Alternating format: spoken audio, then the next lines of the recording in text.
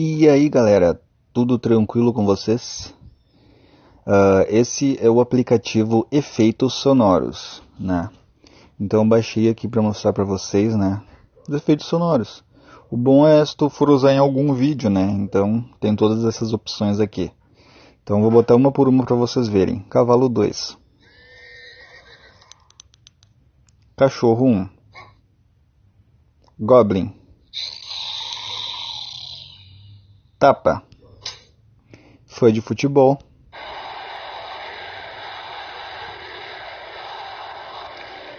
Chicote, Repugnado, mulher, Papagaio 1, Buzina, carro. Agora eu vou trocar aqui em cima da esquerda para a direita. E agora vamos ver outros. Burro, Cavalo 1,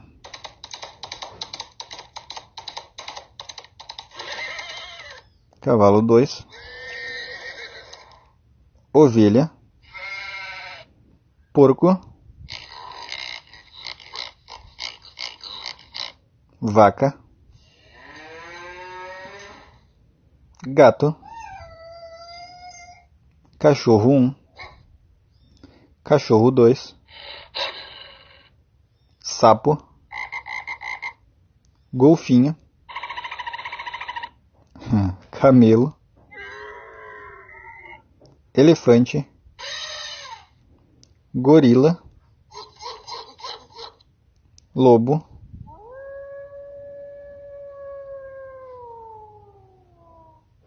Urso,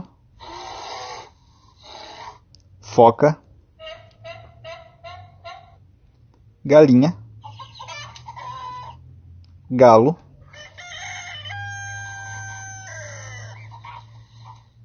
Peru, Pato, botar o peru de novo, Sussuarana, eu não sei o que é uma sussuarana, né, mas é isso aqui, Mamangaba, eu também não sei o que é, provavelmente isso é de outra região, né, eu sou do sul, então não sei o que é sussuarana nem mamangaba. Então vamos ao próximo. Gafanhoto. Botei outra vez só para ver. Mosca. E por último, finalmente, chimpanzé.